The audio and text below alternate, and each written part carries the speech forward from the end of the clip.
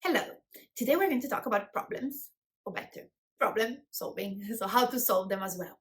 Now, there's a lot of steps that we can go through in terms of problem solving, and there's also a lot of skills that are involved in problem solving because when we're looking at solving a problem, we will need to activate our focus, our creativity, our critical thinking, our ability to observe and analyze details, organize our thoughts. There's so many things that are involved in it, decision making.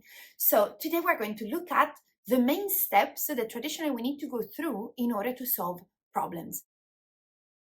Now, each of these steps involves a world inside it. So what I would like you to do is to listen to these steps and ask yourself, which one do I think requires my immediate attention? And then you can explore that specific step further.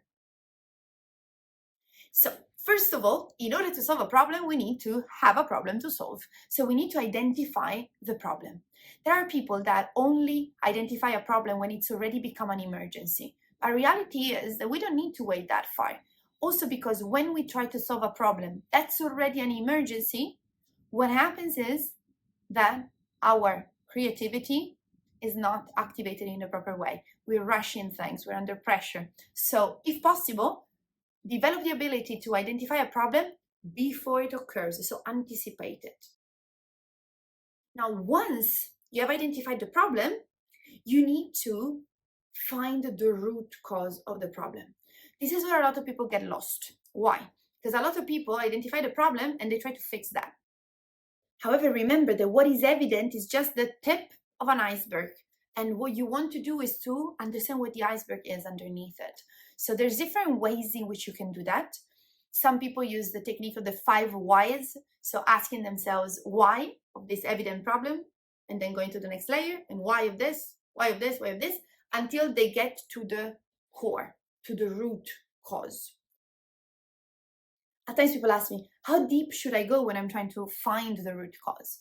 Well, what I would recommend is to find a balance between going deep enough so that what you solve is actually affecting things and preventing the same problem to reoccur again.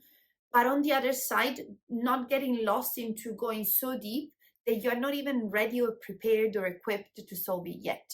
So try to find that balance. At this point, you have your root cause. What you want to do is to analyze it. And you do that by gathering information. You want to gather quantitative information, qualitative information. You want to run interviews, surveys. Try to understand this actual problem as best as you can. In this phase, make sure that you go as much as possible beyond your own cognitive biases, because those will really blur your critical thinking and prevent you from seeing the problem from what it is. This is why it becomes important also to share with others or make sure that there's a few more perspectives involved in analyzing this problem. Once you feel you've understood the problem properly, what you can do to analyze it even better is to visualize it and try to create a proper tool to visualize it. What does it mean? You could use post-it notes, you could use flowcharts, mind maps. There's many tools you can use, but try to have a visual support for that, because seeing it will help you notice connections and details that otherwise you wouldn't have been able to notice and spot.